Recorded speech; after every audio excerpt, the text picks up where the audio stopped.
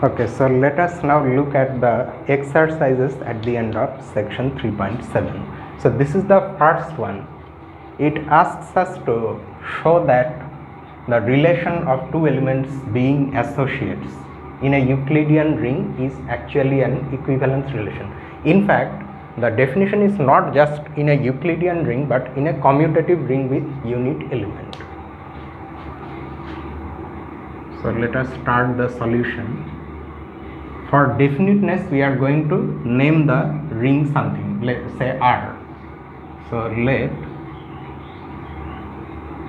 R be a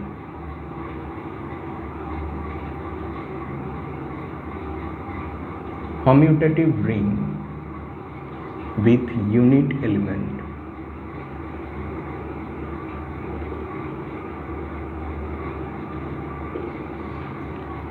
Now we have to show that this relation is reflexive, symmetric and transitive. So for that we ultimately are going to need three elements to show transitivity. So we take them now itself.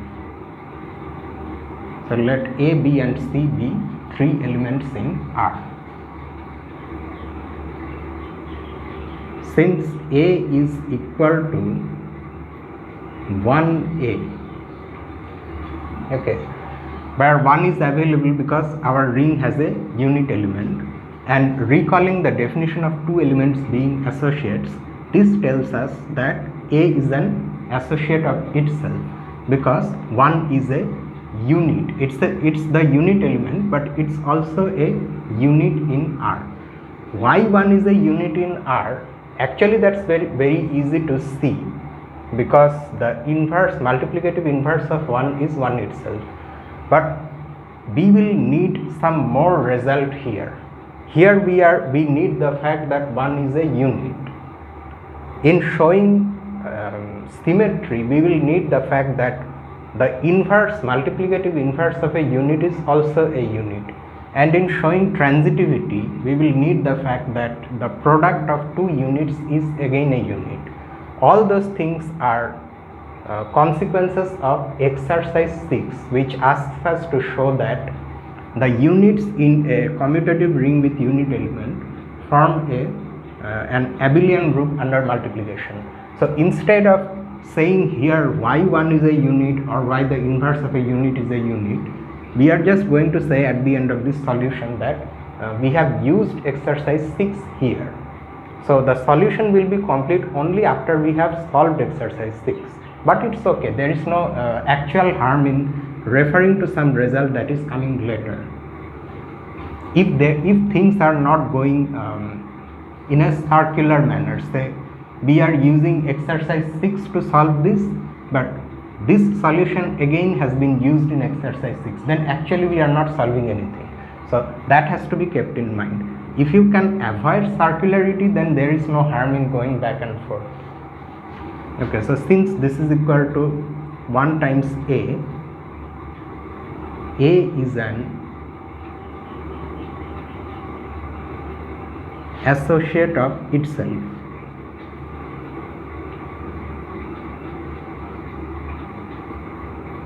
So the relation is reflexive.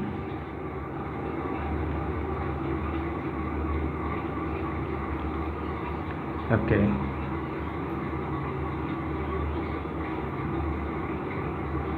Now we are going to prove symmetry. So we assume that A is an associate of B. We have to prove that B is an associate of A.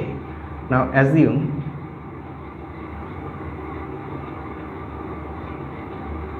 A is an associate of B. Then A is equal to UB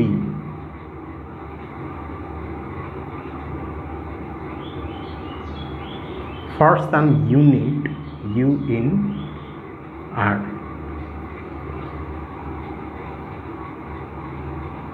Since, oh, by the way, here we have not mentioned that 1 is a unit, but it's almost trivial, no? We know it from the very beginning of ring theory, I mean, when we introduced, although in the beginning we did not introduce units, but we knew the fact that one has multiplicative inverse in a ring where there is a unit element. The unit element has a multiplicative inverse.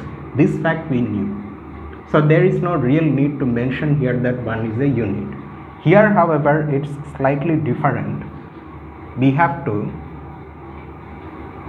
mention that the inverse of u is a unit, but before that we have to write the equation slightly differently, namely b will be written in terms of a, since b is equal to u inverse a and u inverse is a unit. This is where we need the result of exercise 6, which says that the inverse of any unit is also a unit. So by definition of two elements being associated, B is an associate of A. Thus the relation is symmetric.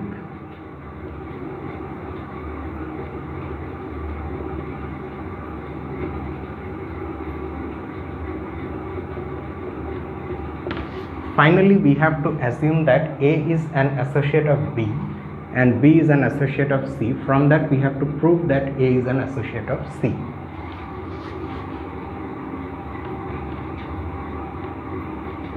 Finally,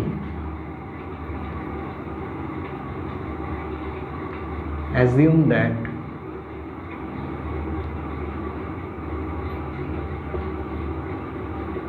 A is an associate of B and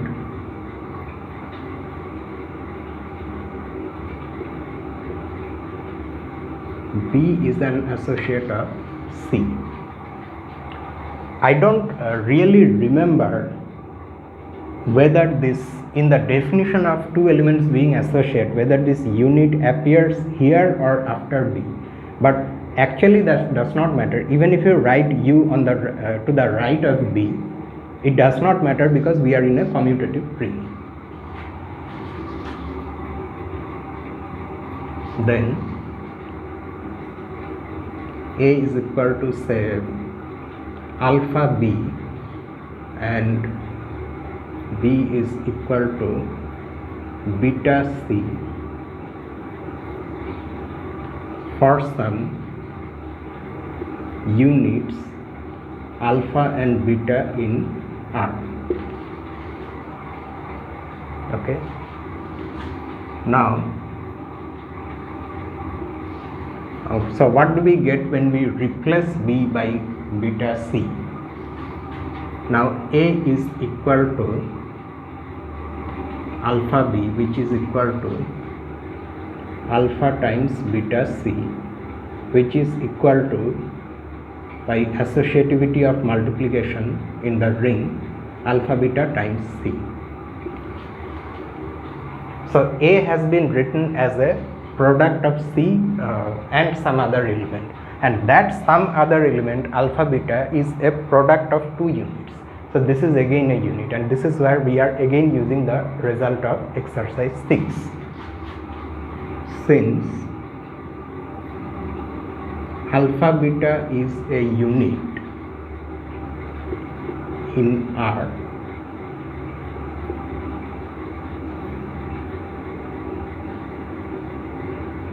A is an associate of C.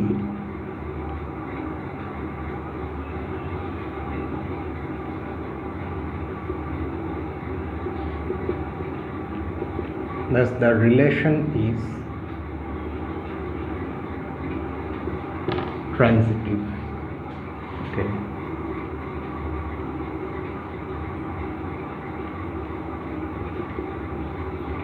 Being reflexive, symmetric and transitive,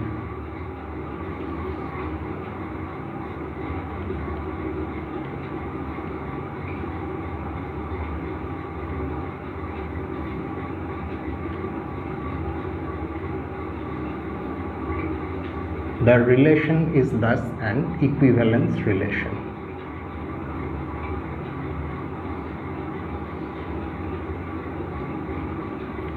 And that completes the solution, except that since we have used the result of exercise 6, we have to mention that.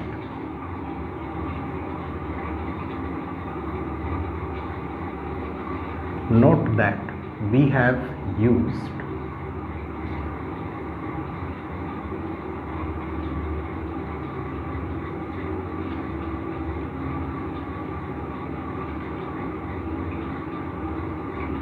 the result of exercise 6 in this solution.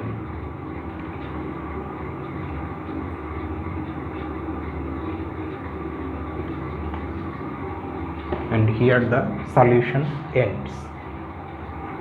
So now we look at the second one. The second one asks us to show that in a Euclidean ring, two greatest common divisors are associates. In fact, when we proved existence of greatest common divisor of two elements in a Euclidean ring, we mentioned that that is only an existence theorem. It does not say anything about the relationship between two GCDs. There may be more than one GCD, and there we mentioned that other GCDs from a given GCD can be found by multiplying the given GCD by units. So for example, in the ring of integers, the original definition or the ordinary definition of a GCD is a positive one, but if we multiply that by the unit -1, we get the other GCD. There are only two possibilities because there are two units in the ring of integers. So that we have to now prove, but before that we write the statement of the exercise. And I think it's not, it's in a Euclidean ring, it's not generally in any ring. In a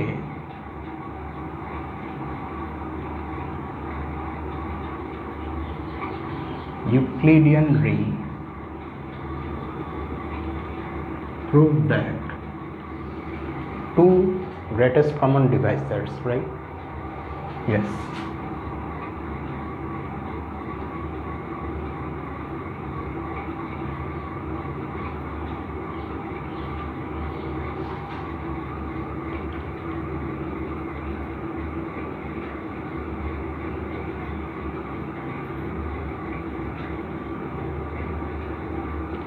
Two greatest common divisors are associates.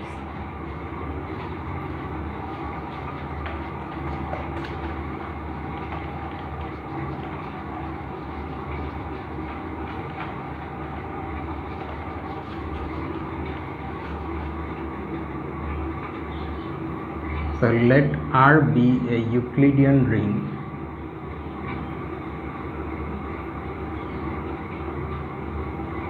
and A and B be in R, two elements in R.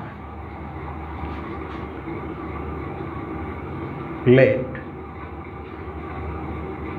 D1 and D2 be elements in R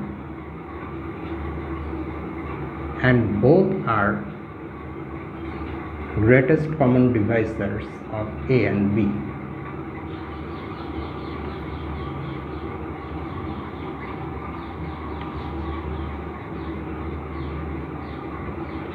You may wonder why I am not mentioning the condition that at least one of A or B is non-zero, because unless that is true, if both of them are 0, then GCD does not exist.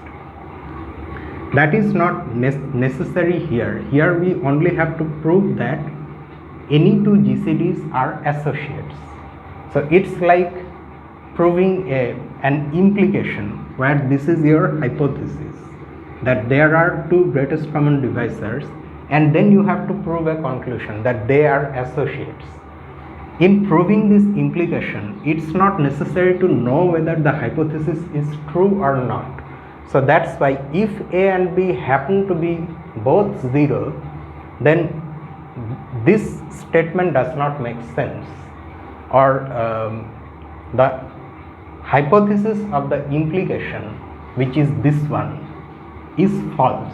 So the implication is vacuously true. So when we prove implications like this, actually we most of the times we prove implications in mathematics, there is no need to see whether what you have is true or not. I mean, from where you are starting is true or not. If you are given P, a statement, and you are trying to prove this implication, P implies Q, which is possibly another statement, then it's not necessary to know that P is true. P may be false. In fact, in that case, the implication is automatically true. So, and particularly this thing is true when we prove things in set theory. Say we have to prove that A is a subset of B. The normal way of showing that is this: you take any element in A and prove that that element is also in B. But what happens if the element is not in A? Then this hypothesis is false, but then we don't have to bother about the conclusion because the implication in that case is vacuously true. Okay, so the similar thing is happening here. So it does not matter whether we mention or not that A and B are not both 0. We just assume this, and from this assumption we prove that they are associates. Okay, greatest common divisors of A and B. Then, because they are both GCDs, so both of them will divide A and B. So D1 divides A and B, and D2 also does the same, and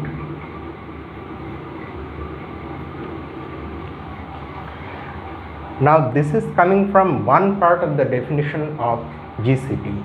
The other part says that since D2 is a GCD and D1 is any ring element that is dividing both A and B, so D1 has to divide D2.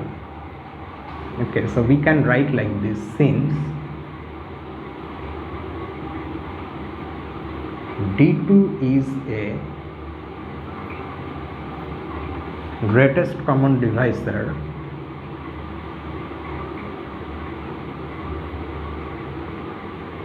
of A and B, and D1 divides both A and B, we have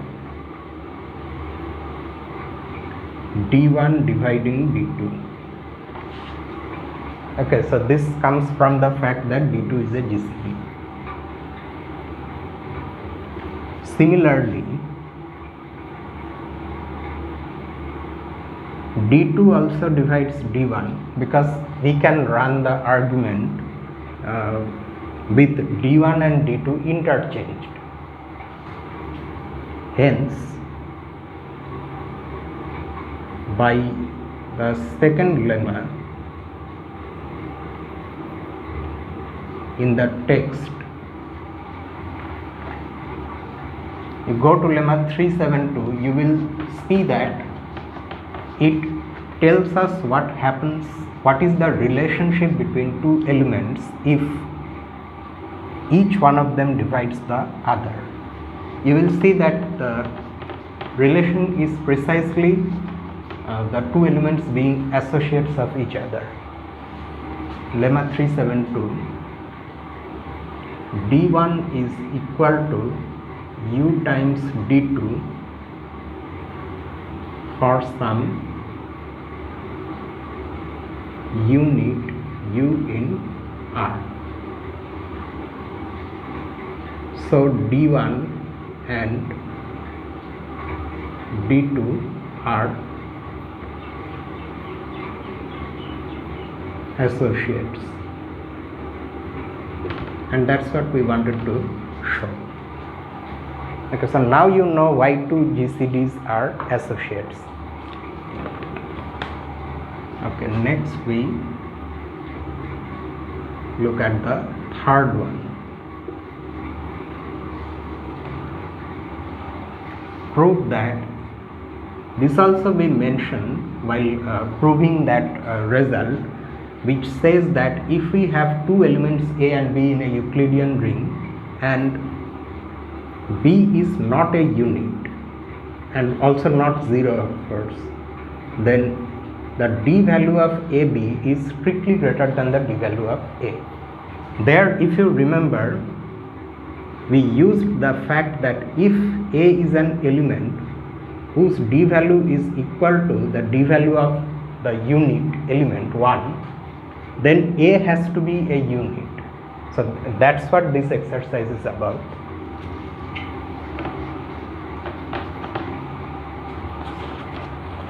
Prove that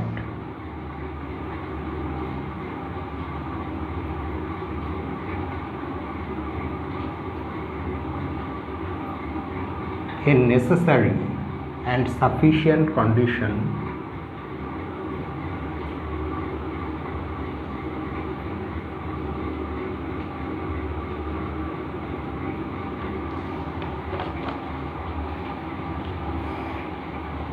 that the element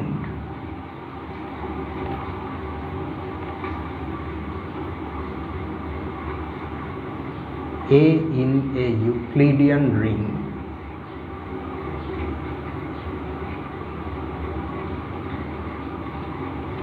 be a unit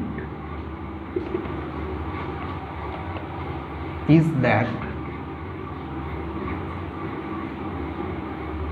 the D value of A is equal to the D value of 1.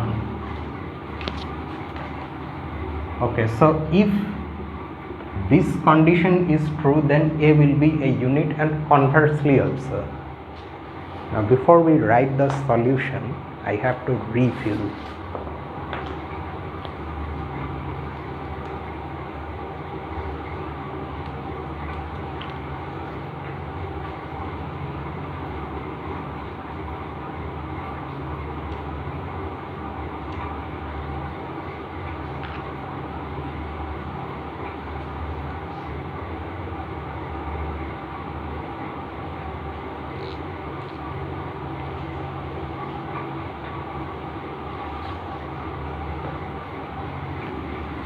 Okay, so here we have to prove two things. Let us first assume that A is a unit and try to show this.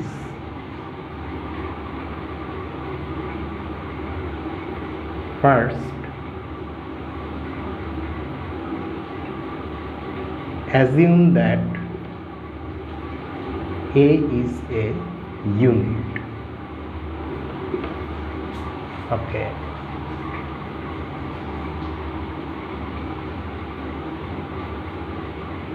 Then D of 1, we have to prove that D of 1 is equal to D of A. Then D of 1 is equal to D of A times A inverse. Because A is a unit, so its multiplicative inverse exists. So A inverse will be equal to the unit element. So D of 1 is equal to D of this, and this is less than or equal to D of A. It's coming from the fact that we are in a Euclidean ring. So if you remember, oh no, I think I have written exactly the opposite thing. This will be greater than or equal to D of A. It is coming from the definition of a Euclidean ring itself. Then D of 1 is greater than or equal to D of A. Okay.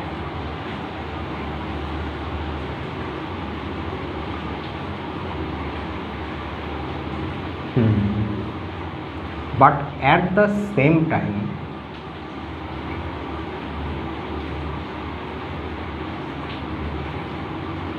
we also have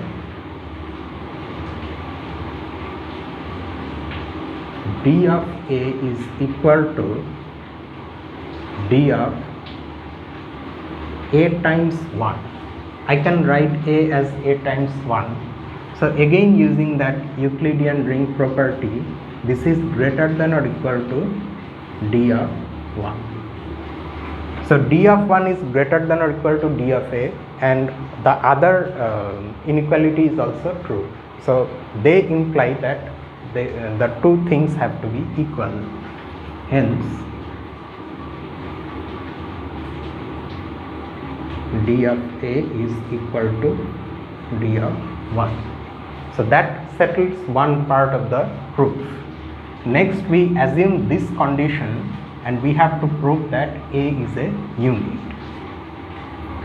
Conversely, let me write from here.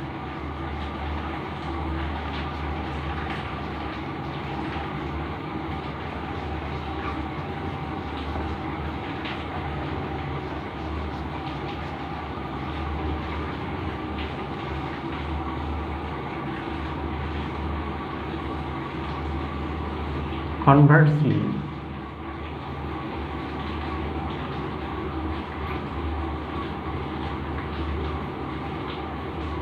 assume d of a is equal to d of 1. Okay. So we have to now prove that a is a unit. How can we proceed? Since we are in a Euclidean ring, let us look at the ideal generated by A.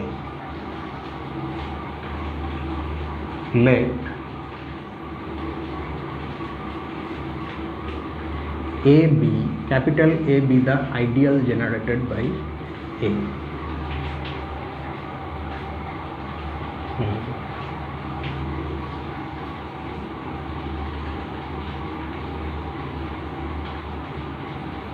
Okay.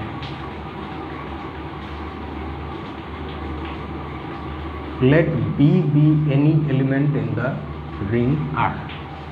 Actually, we haven't named the ring. It's simply mentioned that in a Euclidean ring.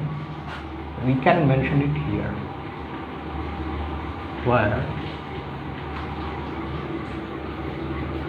R is our Euclidean ring.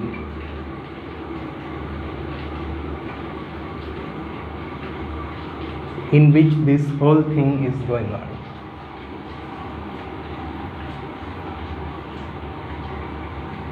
Then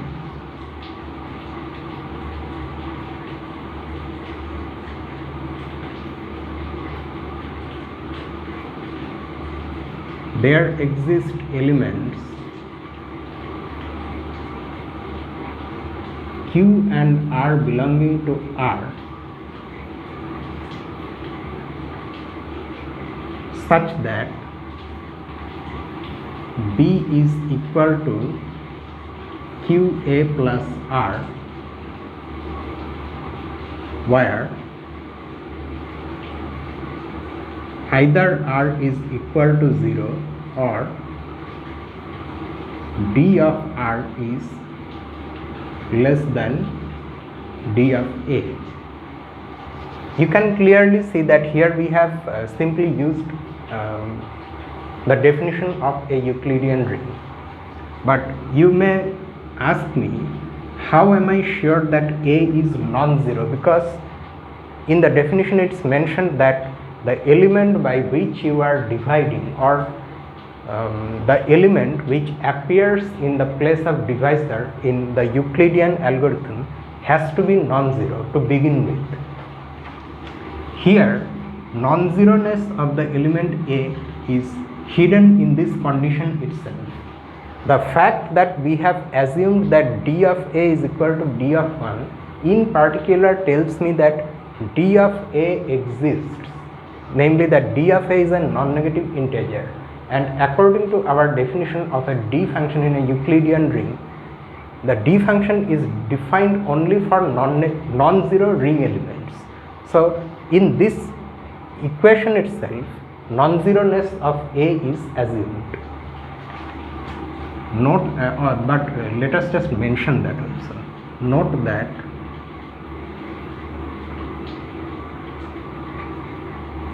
since dA is equal to D of 1, A has to be non-zero. The non-zeroness of A actually does not depend on these two quantities being equal, but rather it depends on the fact that this quantity exists. Okay, now look at this. What do we have now? On one hand we have this condition, on the other hand we have this equation along with these other conditions. So if we combine this one and this one, what do we get?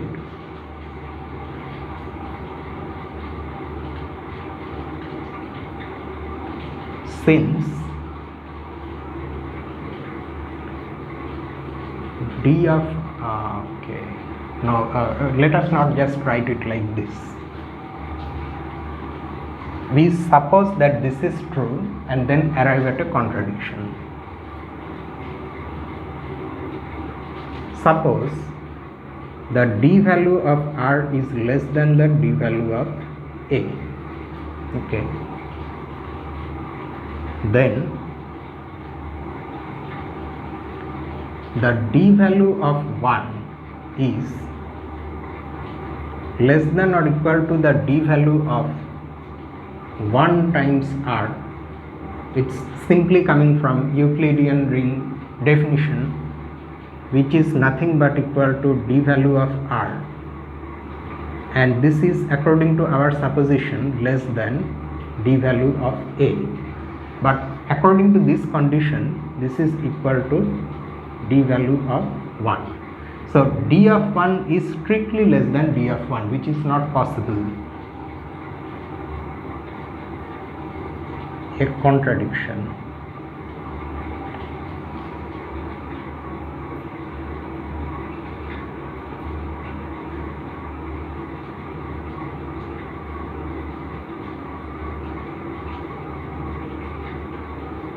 So our supposition is wrong. That is, we cannot have, this cannot be true. So the other thing must be true, because one of them is true, either this one or the inequality. That is, we must have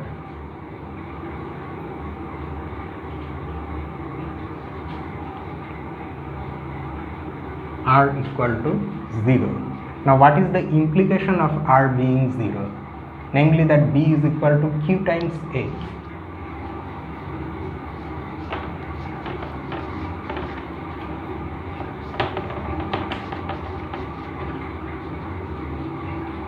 This implies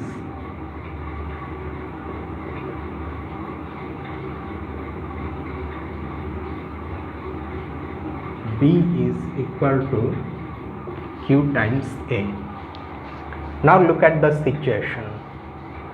B is any element of R, and we have proved that B is a multiple of A. So that means every element of R is a multiple of A. In other words, this ideal, principal ideal generated by A is actually the whole ring R.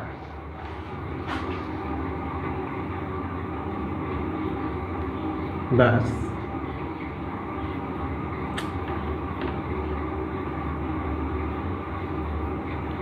R is equal to A is equal to this. Now, but R is a Euclidean ring which has a unit element. Since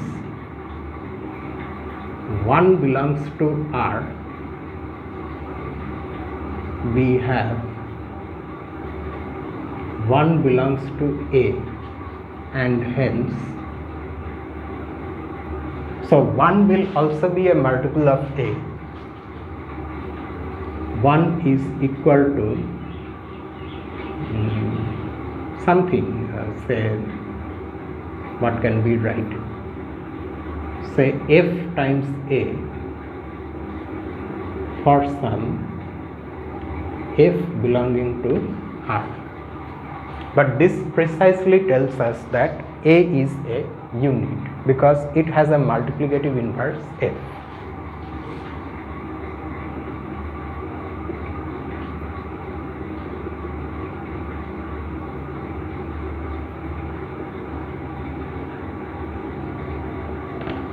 So we have also proved that if we assume this condition, then A has to be a unit. A cannot be a non-unit. And here the proof ends.